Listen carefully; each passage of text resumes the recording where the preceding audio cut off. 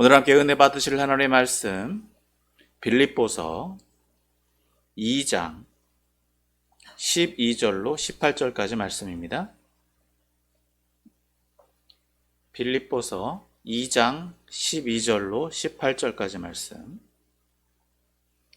다 찾은 줄 알고 제가 말씀 봉독해 올리겠습니다. 그러므로 나의 사랑하는 자들아, 너희가 나 있을 때뿐 아니라 더욱 지금 나 없을 때에도 항상 복종하여 두렵고 떨림으로 너희 구원을 이루라. 너희 안에서 행하시는 이는 하나님이시니 자기의 기쁘신 뜻을 위하여 너희에게 소원을 두고 행하게 하시나니 모든 일을 원망과 시비가 없이 하라. 이는 너희가 흠이 없고 순전하여 어그러지고 거스르는 세대 가운데에서 하나님의 흠없는 자녀로 세상에서 그들 가운데 빛들로 나타내며 생명의 말씀을 밝혀 나의 다름질이 헛되지 아니하고 수고도 헛되지 아니하므로 그리스도의 날에 내가 자랑할 것이 있게 하려 함이라. 만일 너희 믿음의 제물과 섬김 위에 내가 나를 전제로 드릴지라도 나는 기뻐하고 너희 무리와 함께 기뻐하리니 이와 같이 너희도 기뻐하고 나와 함께 기뻐하라. 아멘. 할렐루야. 오늘 거룩한 주일 예배 자리에 나오신 여러분을 환영하고 축복합니다. 오늘 이제 빌립보서 5번째 시간으로 함께 말씀을 나누고 은혜를 나누길 소망합니다. 오늘 본문도 앞선 1장에서 빌립보 성도들의 문제에 대해서 이제 바울이 빌립보 성도들에 대해서 권면을 해주고 있는데 그 본문의 연장이다라고 볼 수 있습니다.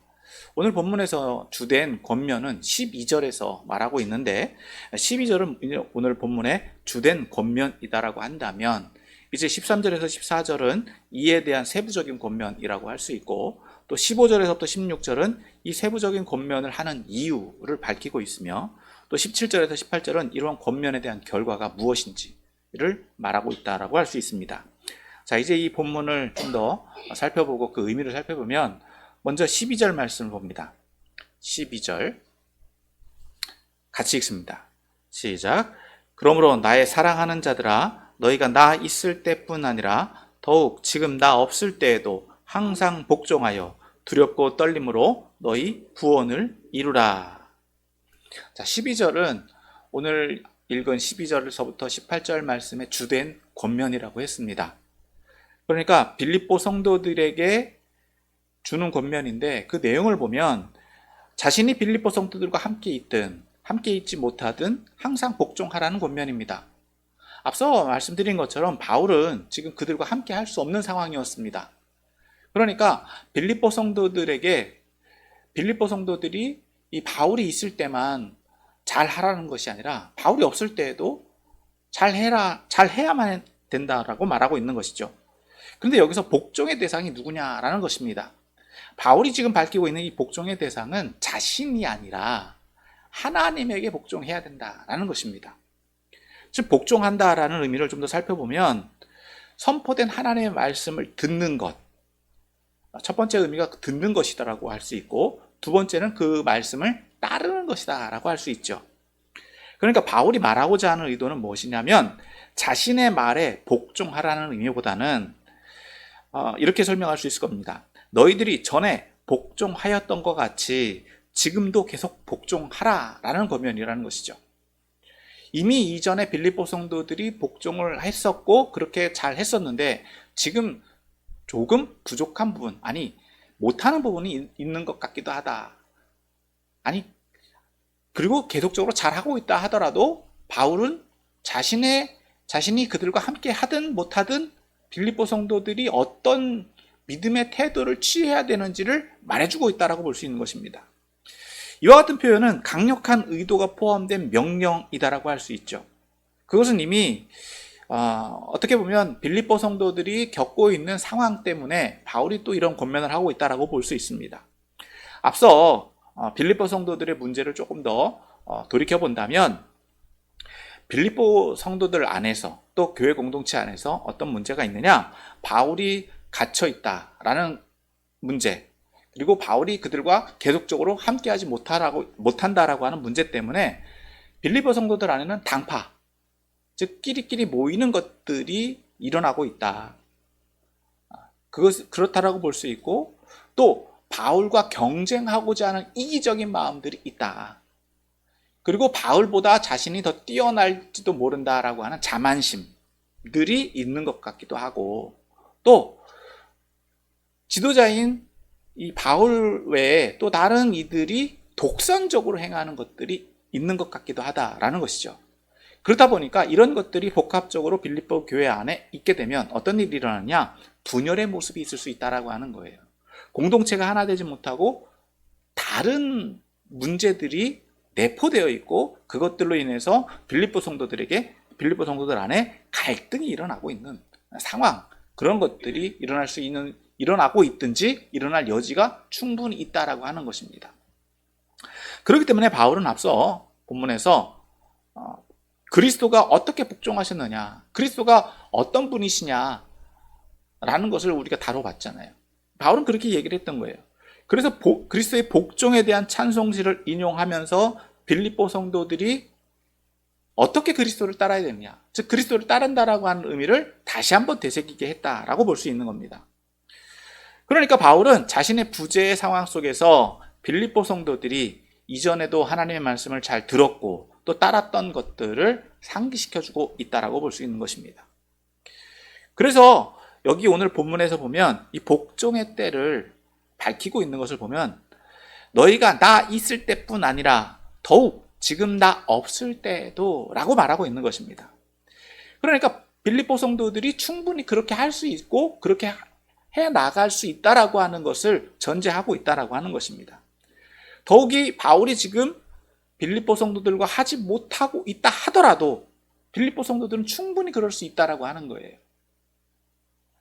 그러면서 이제 그 태도를 어떻게 해야 되고 왜 그렇게 해야 되느냐라는 것을 밝히고 있는 것을 볼 수 있는데, 자, 후반절을 보면 지금 나 없을 때에도 항상 복종하여 두렵고 떨림으로 너희 구원을 이루라 라고 말하고 있습니다.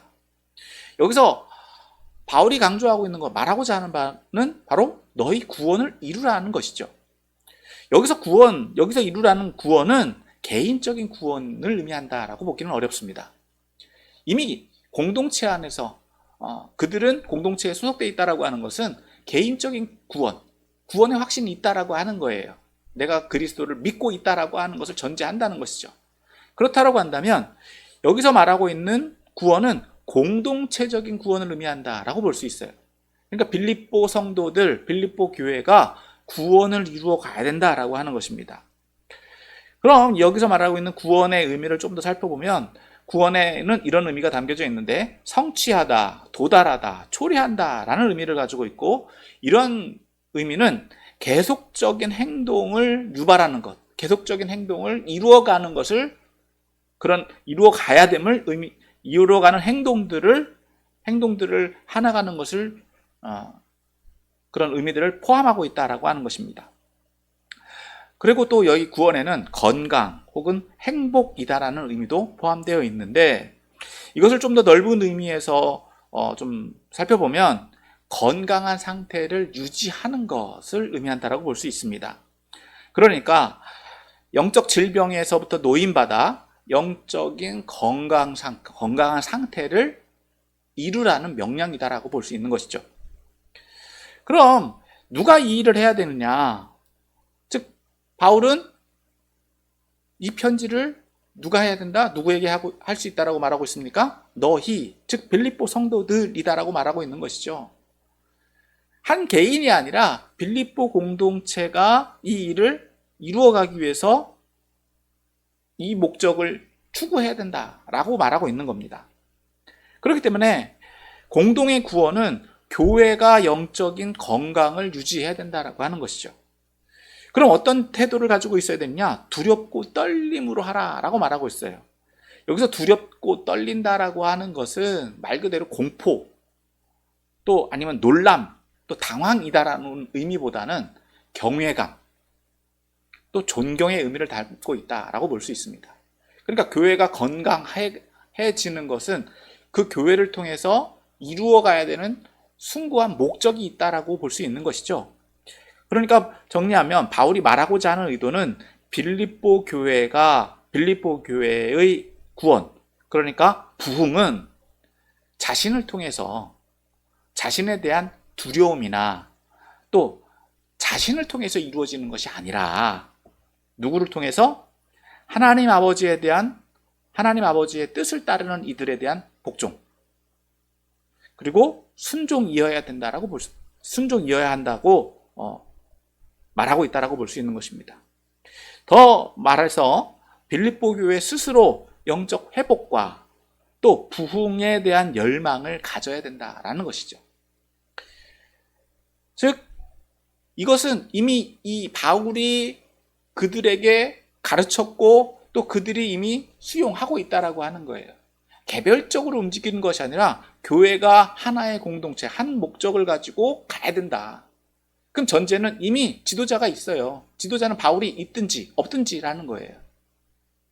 그러니까 하나님의 뜻을 따르고 있는 지도자가 전제되어 있고 또 그들이 함께 있든 없든지 바울이 이미 가르쳤어요. 그러니까 빌립보 성도들은 그 의지대로 하나님의 뜻을 따라서 추구해 나가면 된다. 지도자가 없다라고 해서 분열돼서 각자 움직이는 것이 아니다라는 겁니다. 교회가 하나의 공동체로 가야 된다라는 것을 말하고 있다라는 것입니다. 자, 이런 의미들로 이 본문을 좀 정리를 하면 내가 다시 너희에게 갈 것을 생각하고 있지만 지금 내가 너희 옆에 없다라고 할지라도 너희 공동체 안에서 영적인 건강, 빌립보 교회가 건강할 수 있도록 서로 순종하라. 그 순종하기 위해서 힘쓰라 라고 말할 수 있는 것입니다. 자, 이제 13절에서 14절 말씀을 보면 이제 바울이 추가적인 권면입니다. 어떻게 해야 되느냐라는 것이죠. 자, 13절 14절 또 같이 읽습니다. 시작. 너희 안에서 행하시는 이는 하나님이시니 자기의 기쁘신 뜻을 위하여 너희에게 소원을 두고 행하게 하시나니 모든 일을 원망과 시비가 없이 하라. 자, 여기서 주된 내용은 바로 14절이에요. 모든 일을 원망과 시비가 없이 하라 라는 것인데, 그러면 그것에 대한 전제가 바로 13절입니다. 자, 여기서 이런 원망과 시비가 없어야 되는 이유가 어떤 이유, 누구를 향한 것이냐라는 것이죠. 왜 그래야 되느냐라는 것을 살펴본다면 여기서 13절에서 행해야 되는, 이렇게 행해야 되는, 이렇게 행하도록 하는 주체가 누구냐라는 것입니다. 자, 너희 안에 행하시는 이는 누구다? 하나님이다. 다시 말해서 사람이 일을 해서 하나님이 움직이시는 게 아니라 하나님이 일을 하셨기 때문에 사람이 일을 해야 하고 그 일을 할 수 있다라는 것입니다. 그러니까 바울은 하나님이 주체가 되고 있다라고 하는 거예요. 하나님이 일을 그렇게 해 나가고 계시다. 그럼 빌립보 성도들도 그 뜻에 따라가는 것, 즉 복종한다라고 하는 것은 하나님이 이미 그렇게 행하도록 그들에게 목적을 주셨고 그들에게 사명을 주셨다. 그러니까 그러면 그 뜻을 따라가는 것은 이제 누구의 목? 빌립보 성도들의 몫이라는 거죠. 그러면 하나님께서 이미 빌립보 성도들에게 변화를 일으키도록 일을 하게 하신다라고 볼 수 있는 겁니다. 결과적으로 하나님의 일하시는 것은 어떤 목적을 가지고 있느냐? 하나님의 기쁘신 뜻을 이루기 위한 목적이고 하나님의 선한 뜻을 이루기 위해서 빌립보 성도들에게 그러한 소원을 또한 주셨다라고 볼 수 있는 겁니다. 그러므로 빌립보 성도들이 이제 추구해야 되는 것은 바로 하나님의 뜻일 뿐만 아니라 그 뜻을 위해서는 화합하고 헌신해야만 하는 것입니다. 이는 다른 사람들을 향한 태도도 또한 동일해야 된다는 것이죠. 다른 사람들을 향해서도 선한 마음을 품고 해야 된다는 거예요. 하나님에게 하듯이 하나님에게 선한 마음을 품고 하나님 뜻을 이루기 위해서 내가 그렇게 쓰임받고 있다고 한다면 나와 함께 일을 하고 있는 동역자들도 그러한 대상들에 대해서도 동일한 마음으로 대해 줘야 된다. 그러니까 선한 마음을 품어야 된다라고 하는 것이죠. 그래서 결과적으로 14절 말씀이 나오는 거예요. 모든 일을 원망과 시비가 없이 하라. 즉 여기서 원망이라고 하는 것은 좀 의미를 좀 설명을 해야 되는데 이 원망에 대한 의미는 이스라엘 백성들이 출애굽했을 당시 하나님에 대한 태도에서 그 의미를 조금 더 살펴볼 수 있습니다. 자, 이스라엘 백성들을 하나님께서 애굽에서 이끌어내셨을 때 이스라엘 백성들이 보인 태도는요, 처음엔 순종이었습니다. 그런데 그들의 생각과 하나님이 이끌어 가시는 방법이 다르니까 어떻게 했습니까? 어떻게 했느냐? 모세에 대해서 불평했고 결과적으로는 하나님에 대해서 원망했어요. 즉 하나님의 계획과 뜻을 부정하려고 했다. 그러니까 이 의미는 무엇이라고 할 수 있느냐? 하나님의 인도하심에 대한 부정적인 태도가 원망이다라는 거예요. 그것은 또 무엇으로까지 발전되느냐? 앞서 모세에 대해서 부정적인 태도를 취했고 불평했던 것처럼 오늘 본문에서도 지도자에 대한 부정적인 태도나 불평 혹은 불쾌함의 표현이라고 할 수 있는 것입니다. 다시 말해서 빌립보 성도들 안에 발생하고 있는 상호 간에 있는 적대적인 태도, 또 지도자에 대한 험담, 또 공동체를 훼손하고 파괴하고 서로의 어떤 의견을 하나 되지 못하게 하는 반대를 위한 반대, 그리고 선한 의지를 꺾거나 약화시키는 태도들을 의미한다라고 볼 수 있습니다. 물론 자신들은 잘하려고 한다라고 표현을 하지만 그 속에는 자기들만을 향한 자기 자신에 대한 이기적인 태도나 또 개인주의적인 태도가 내포되어 있어서 그 의견을, 즉 하나님의 의견을 반대하고 꺾으려고 하는 것들이 포함되어 있어서 나오는 말과 행동들이다라고 하는 거죠. 이것이 원망이다라고 하는 거예요. 두 번째는 시비입니다. 이 시비는 앞선 원망과 같은 분열적인 의미를 가지고 있는데 이 악한 생각으로부터 나오는 불안한 생각이나 의심, 또 논쟁, 혹은 말다툼, 또 혹은 다툼이다라고 하는 광범위한 개념을 가지고 있습니다. 따라서 공동체를 분열시키고자 하는 논쟁들, 무익한 논쟁이에요.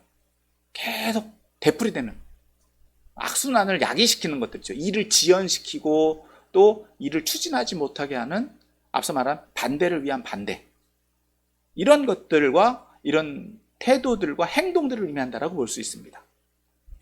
이런 것들이 빌립보 성도들 안에서 발생할 수 있기 때문에 이런 것들이 없도록 해야 된다.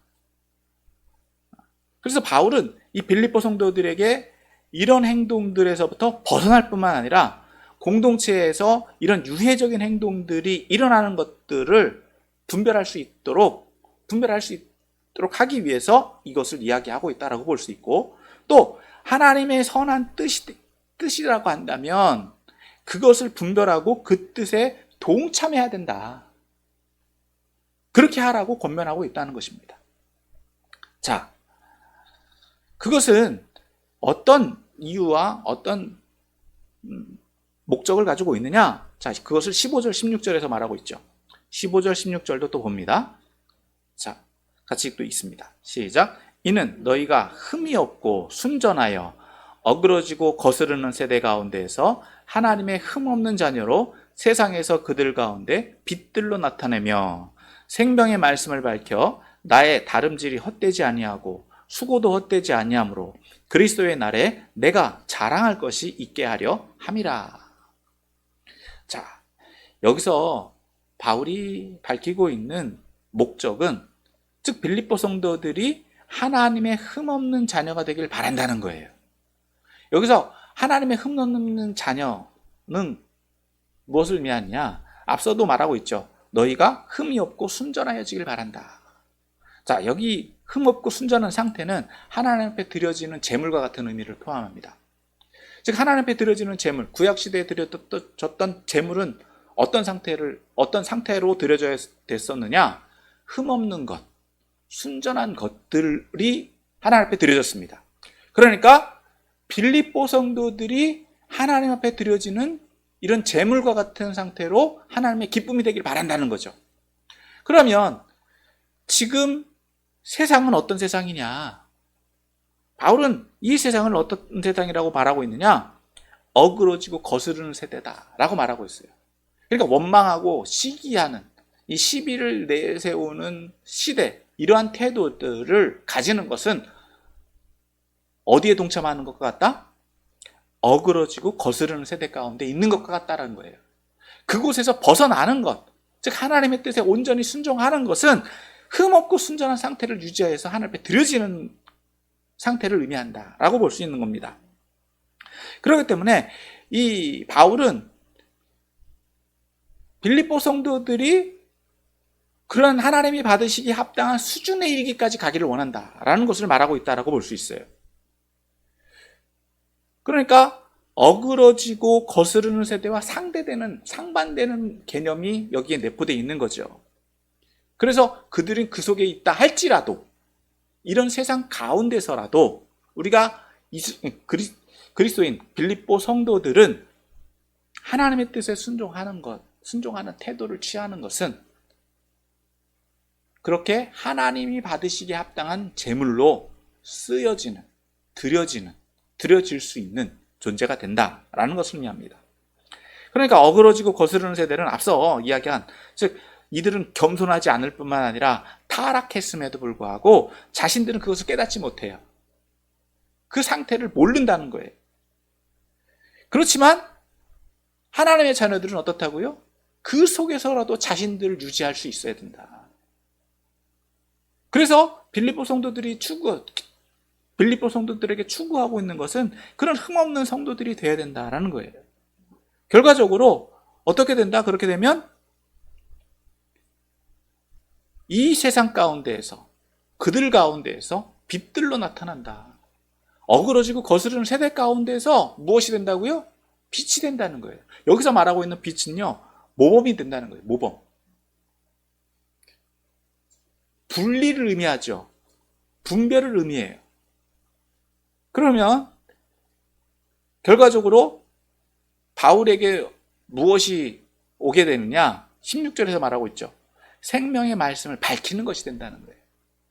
그러니까 빌립보 성도들이 빛으로 나타나고 또 해야 되는 것은 생명의 말씀을 밝힌다는 것은 복음 사역을 감당하는 것을 의미합니다. 즉 빌립보 공동체가 유지되고 그리고 그 사역을 꾸준히 해나가는 것, 그것이 하나님 앞에 온전히 쓰여지는 것이고 드려지는 제물과 같은 수준을 유지하면서 그 일을 해야 되는데, 그 결과가 무엇이냐?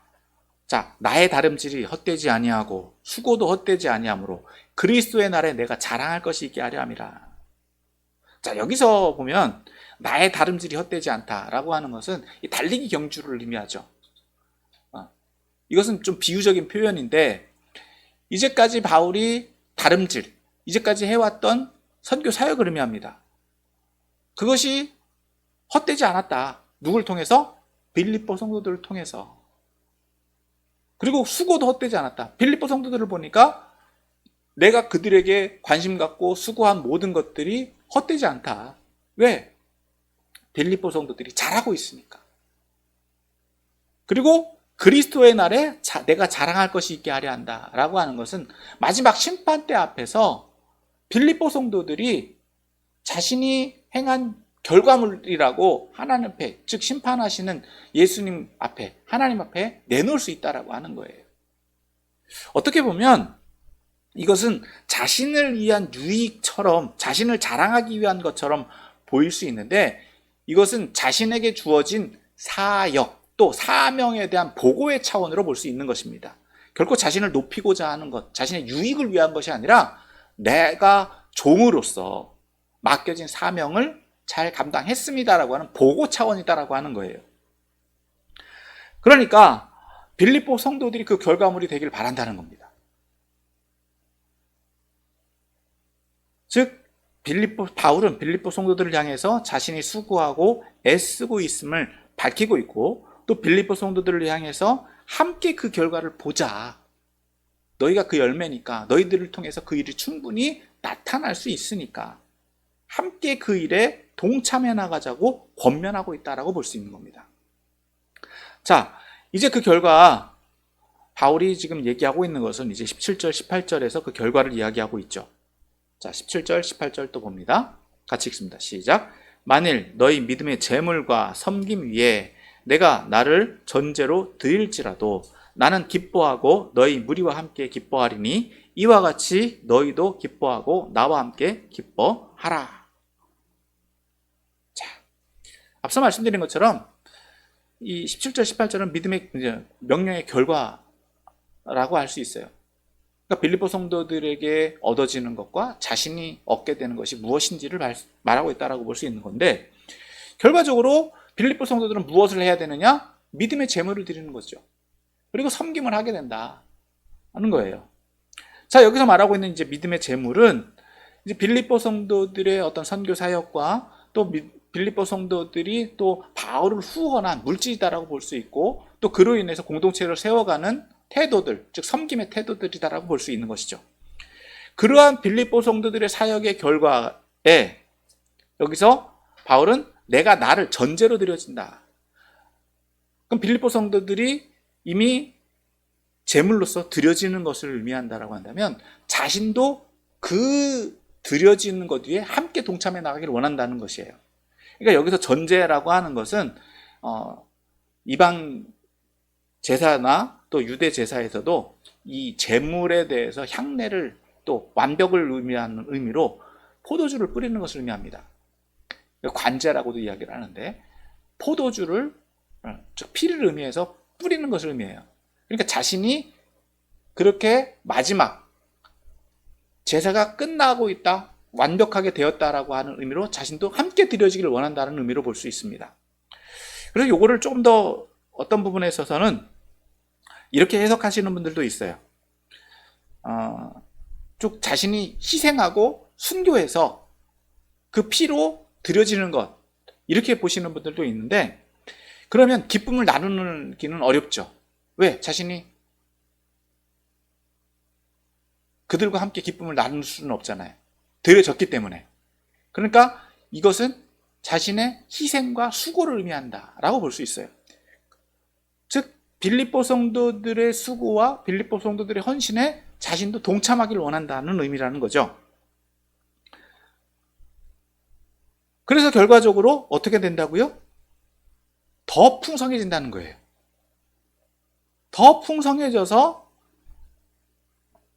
나도 기뻐한다. 즉 내가 너희를 위해서 수고하고 헌신하는 것들이 내가 기쁨이 된다는 겁니다. 그리고 너희 무리와 그 기쁨을 공유하기를 원한다고 말하고 있는 것이고, 또 18절에서는 이와 같이 너희도 기뻐하기를 원한다. 내가 너희를 위해서 수고하고 애쓰는 그것들, 내가 드려지는, 제물로서 드려지는 것 같은 이 헌신이 너희에게 기쁨이 되기를 원하고, 그로 인해서 나도 너희와 함께 기뻐하기를 원한다라고 말하고 있는 것입니다. 그래서 18절에서 마무리를 할 수 있는데, 자, 이것을 오늘 저와 여러분들에게 어떻게 적용할 수 있겠느냐는 것이죠. 이것은 앞서 말씀드린 것처럼 공동체를, 교회 공동체를 향한 권면이라고 할 수 있습니다. 그래서 한마디로 정리한다면 한 마음을 품자라는 거예요. 즉 빌립보 성도들이 복음에 합당하게 이 바울의 가르침을 따르고, 또 바울이 함께 있든 없든지 간에 이미 빌립보 공동체가 가지고 있는 목적이 있다. 교회 공동체가 가지고 있는 이 목적을 수용하고 수행해 나가야 된다라고 하는 겁니다. 그 목적이 지도자가 없다고 해서, 지도자가 같이 있다라고 해서 지도자를 위해서 하는 일이 아니다라고 하는 거예요. 그러니까 교회 공동체가 가지고 있는 이 목적을 교회 공동체는 유지시켜 나가야 된다라는 것을 이야기해주고 있는데, 그럼 오늘 저와 여러분들에게 이것을 어떻게 적용할 수 있느냐? 첫 번째로는 좀 맥락이 좀 잘 이해가 안 되시겠지만, 좀 상반되는 이야기로 들려질 수 있겠지만, 그래도 첫 번째로는 지도자를 중심으로 모여야 된다라고 하는 거예요. 교회 공동체는 다수의 사람들이 모입니다. 다수의 사람들이 모이다 보니까 지도자가 없는 상태, 오늘 빌립보 교회와 같이 바울이 없는 상태가 되니까 어떻게 됐습니까? 사분오열돼서 서로가 자신들이 목적을 이루겠다라고 이기적인 마음, 당파적인 마음, 분열된 마음으로 교회가 혼란스러운 상황이 있었다라고 하는 거예요. 그러니까 그럼에도 불구하고 바울은 지금 뭘 얘기하고 있습니까? 너희는 그래도 빌립보 교회라고 하는 한 목적을 가지고 있다. 그럼 바울이 지금 얘기하고 있는 것은 내가 있든지 없든지 교회는 하나를 채워가야 된다. 즉 지도자를 하나의 목적을 가지고 있어야 된다. 즉 지도자를 중심으로 가야 된다. 누가 지도자냐? 하나님이시다라고 하는 거예요. 물론 사람이 지도자가 되기도 합니다. 바울이다라고 하는. 그러니까 바울이 있든지 없든지 바울은 그 교회의 지도자인 거예요. 그러니까 그 지도자를 중심으로 서로 복종해야 된다라고 하는 거예요. 서로 섬겨야 된다라고 하는 거예요.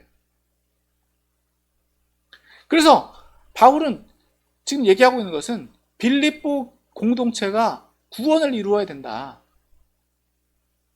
앞서 말한 것처럼 구원을 이룬다라고 하는 것이 바로 건강한 상태를 이루는 것을 의미한다고 말씀드렸어요. 그러니까 건강하도록 돌이켜봐야 된다라고 하는 거예요. 다시 말씀드리면 교회의 목적은 분명합니다. 그리스도의 복음 위에 굳건하게 있어서 복음을 온전하게 증거하는 것이 교회의 목적입니다. 이것을 수행하고 이것을 실천하는 것이 교회가 이루어가야 되는 것입니다. 그런데 오늘 빌립보 교회가 겪고 있는 문제처럼 지도자가 없다라고 하면서 앞서 말한 것처럼 이렇게 분쟁이 일어나고 다양한 의견들이 있게 되면 어떻게 그 일을 감당할 수 있겠느냐는 거예요. 물론 바울은 그것을 용인했어요. 이해했어요. 왜? 내가 있든지 없든지 간에 너희들이 복음을 잘 증거하니까 나는 괜찮다. 이해할 수 있다. 그런데 그것이 장기적으로 볼 때 그 교회가 더 잘 유지되어지고 서로에게 유익하냐라고 하는 겁니다. 그렇지 않다라고 하는 거죠. 그럴 수 없다라고 하는 거예요.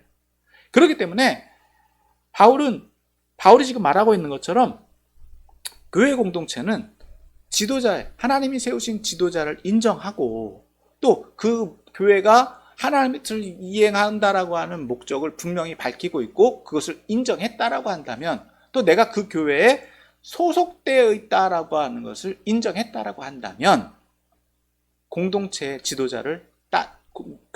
지도자에 따르는 것은 옳은 일이다라고 하는 거예요.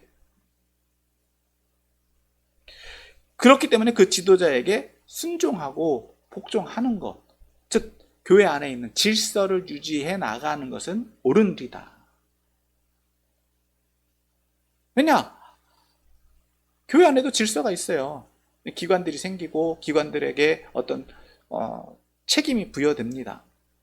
그럼 그 기관장들은 다 누가 세우신 사람들입니까? 하나님에 의해서 세워진 사람들이다라고 하는 거예요. 물론 우리가 투표하고 선출되고 또 청빙해오기도 합니다만 그 권위를 누가 주신다? 하나님이 주신다라고 하는 거예요. 그것에 순종하는 겁니다. 그래서 건강한 지도자를 건강한 공동체를 세우는 것은 하나님께서 세우신 지도자를 인정하는 것이고 또 그 뜻에 순종하는 것에서부터 시작한다라고 볼 수 있습니다. 자, 오늘 또 두 번째 적용할 것은 그럼 그 공동체를 어떻게 유지시켜 가야 되고 어떤 태도를 취해야 되느냐? 원망과 시비가 없어야 된다라고 하는 거예요. 자, 교회 공동체와 사역자에 대해서 인정을 했다라고 한다면 그들이 이끄는 방식, 태도, 방법들 또한 인정할 수 있어야 된다라고 하는 겁니다. 즉 자신이 속한 공동체가 하나님이 세우신 공동체라고 하는 확신과 또 자신이 섬기는 지도자가 하나님이 세우신 사람이다라고 하는 확신이 있다라고 한다면 자신 또한 그 공동체에 소속된 일원으로서 그 뜻을 따를 수 있어야 합니다. 앞서 말씀드렸죠. 원망과 시비가 어떤 의미를 가지고 있느냐? 자, 다시 한번 정리를 하면 이스라엘 백성들이 출애굽했을 때 하나님께서 애굽에서 그 백성들을 이끌어내셨을 때 그들은 자신들이 가나안 땅으로 간다라고 하는 목적, 하나의 목적에 따랐습니다. 순종했습니다. 그런데 그 과정을 보니까 어떠했느냐? 힘들었어요. 자신들의 생각과 달랐어요. 자신들이 경험하지 못한 일들을 경험했고 또 지도자도 자신들과 다를 바가 없는 사람처럼 보입니다. 그러니까 이 군중들이 어떻게 했느냐? 지도자인 모세에 대해서 불평하고 또 모세를 부정하고 심지어는 어떻게 해요? 자신들이 힘들고 어려운 것을 원망하고 불평하기 시작했다는 거예요. 그래서 결과적으로는 가나안 땅으로 가는 것을 거부하기까지 합니다. 그러니까 이것이 무엇이 되었느냐? 하나님에 대한, 하나님의 인도하심에 대한 원망이 되었고 불평이 되었고 시비가 되었다. 즉 자신들이 지도자보다 더 뛰어나다라고 생각했다라고 하는 거죠. 왜? 자신들이 경험해, 자신들의 생각이 지도자의 생각보다 더 높고 자신들이 더 뛰어난 것 같고 방법이 잘못된 것 같고, 그렇다 보니까 어떤 마음이 듭니까? 원망하는 마음이 들고 시비하는 마음이 드는 거예요. 물론 교회 안에서도, 오늘날 교회 안에서도요, 앞선 지도자보다 더 뛰어난 분들이 있을 수 있습니다. 다양한 경험들이 존재하고 다양한 생각들이 존재합니다. 그러나 앞에 전제해드린 것처럼 그 지도자와 또 그 목적은 누가 세우셨다고요? 하나님이 세우셨다라고 하는 거예요. 그리고 그 교회 공동체를 누가 이끌어 가신다? 하나님이 이끌어 가신다라고 하는 거예요. 사람이 이끌어가는 것이 아니라 하나님이 세우신 사람들을 통해서 하나님께서 이끌어 가신다라고 하는 것을 항상 전제해야 된다라고 하는 거예요. 그러다 보면 어떻다고요? 잘 이해가 되지 않을 때도 있어요. 내 상식과 내 기준에서는 안 맞을 때도 있어요. 그렇다고 해서 그 모든 일들을 행하는데, 어떤 목표나 어떤 계획을, 어떤 사역을 이루어가는데 시콜콜하게 간섭하고 말한다? 라고 하는 것, 자칫하면 그것이 무엇이 될 수 있다고요? 원망이 되고 시비가 될 수 있다는 거예요. 물론 그것을 위해서 자신이 도움이 되기를 바라는 마음은 충분히 이해합니다. 그런데 그것이 무엇이 되어야 된다고요? 자신이 수고하고 희생할 수 있는 헌신이 전제되어져 있는 수고가, 즉 배려가 도움이어야 한다는 것입니다. 교회에 도움이 되기를 원한다라고 하는 의도에서 많은 의견들이 올라와요. 많은 의견들이 이야기합니다. 그런데 정작 그 의견을 채택하고 그 의견을 따르겠다라고 말했을 때 모든 사람들이 그 의견에 동참하느냐? 그러지 않아요. 그러지 않아요. 심지어 그 제안을 한 사람조차도 그 의견에서 빠질 때가 있어요. 그것이 말하는 건 뭡니까? 의도가 있다는 거죠. 하나님의 선한 뜻이 아닌 인간적인 의도가 있다라고 하는 거예요. 여러분, 그것을 분별할 수 있어야 됩니다. 사실 오늘날 이런 것들을 다 분별하고 감당해 나가는 것은 쉽지 않습니다.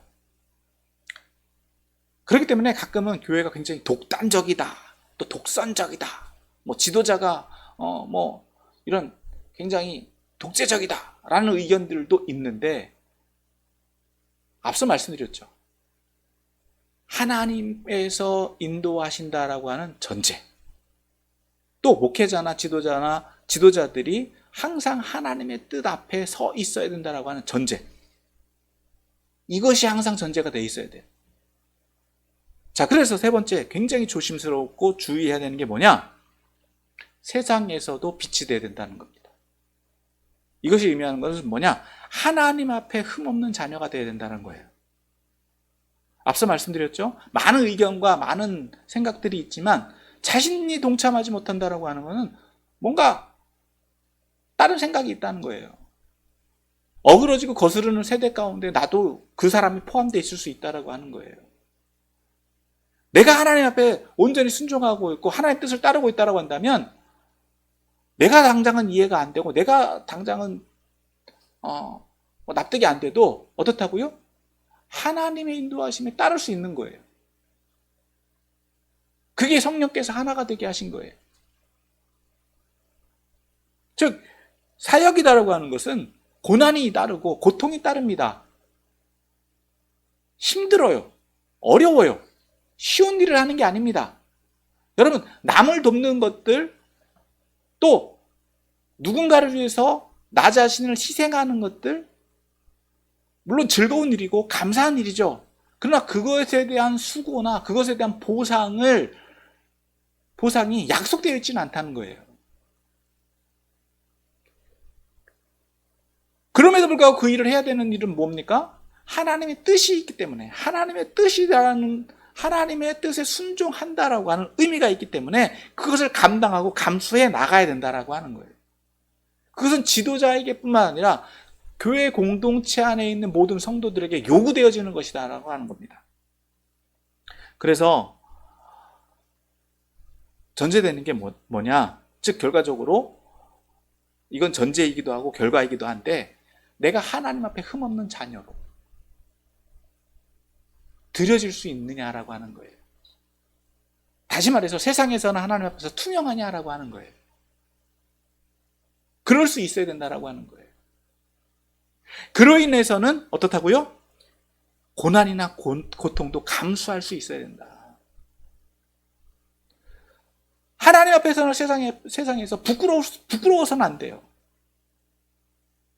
근데 오늘날 교회 공동체들이 얼마나 그렇습니까? 하나님의 뜻을 내세워서 교회의 유익, 교회만의 유익을 말한다던가 특정한 단체나 특정한 이들을 위한 유익을 추구하는 경우들이 얼마나 많이 있습니까? 굉장히 조심해야 돼요. 굉장히 주의해야 돼요. 그래서 우리가 늘 추구해야 되는 게 뭡니까? 내가 다시 한번 말씀드리지만 하나님 앞에 순전하냐? 내가 하나님 앞에 흠이 없느냐? 이것이 정말 하나님이 드려주시, 하나님이 원하시는 것이냐? 라는 거예요. 그래서 우리가 추구해야 되는 것은 우리가 하는 말, 행동들이 책임 있는 말이어야만 되고 그것에 대해서 내가 감당할 수 있어야 된다라는 겁니다. 그리고 결과적으로 그럴 때 어떻게 됩니까? 함께 기쁨을 누리는 거예요. 지도자만 기쁨을 누리는 게 아니라 교회 공동체의 원들이 다 기쁨을 누릴 수 있어야 돼요. 그래서 하나님 앞에도 영광이 되고요. 교회 공동체에도 영광이 되고요. 그 일에 동참한 모든 사람들이 같이 감사하고 기쁨이 드려질 수 있어야 된다라고 하는 겁니다. 그게 교회를 이루는 방법이다라고 하는 거예요. 자, 오늘 말씀을 정리합니다. 오늘 바울은 빌립보 성도들에게 믿음 안에서 복종하라고 권면하고 있습니다. 또 그러한 복종의 태도와 결과에 대해서도 말해주었습니다. 이처럼 오늘 저와 여러분도 교회 공동체가 어떻게 공동체를 세우고 하나님의 뜻에 감당해야 되는지에 대해서 적용해 보았습니다. 물론 극단적으로 들려지는 이야기일 수도 있습니다. 교회 공동체는 사람의 의지와 생각만으로 운영되는 것이 아닙니다. 앞서 말씀드린 것처럼 하나님의 인도하심이라고 하는 절대적인 의지, 절대적인 하나님의 뜻이다라고 하는 그 섭리가 있다라고 하는 것을 항상 전제해야 돼요. 그래서 하나님 앞에서 영적으로 투명해야 돼요. 그래서 하나님 앞에서나 세상 앞에서나 다 인정받을 수 있어야 돼요. 결과적으로는 어그러지고 거스르는 세대 가운데 빛이 되어야 된다라는 것입니다. 물론 그 과정 속에서는 우리의 이성이나 경험으로 도무지 이해가 되지 않는 경우들도 있고 또 감당하기 어려운 고난과 고통이 있을 수 있습니다. 물론 이 짧은 시간 동안에 모든 것을 다 일반화할 수는 없지만 그럼에도 불구하고 우리가 온전한 믿음에 있어서 하나님의 뜻에 순종한다라고 한다면 그것을 감당해 나가고 감수해 나가는 것이 우리가 그 교회 공동체에 소속되어 있는 이들이 감당해야 되고 또 책임을 이루어야 되는 일이다라고 하는 것을 받아들이시고 또 그러한 일에 동참해 나가는 저와 여러분들이 다 되시기를 예수님의 이름으로 축원합니다.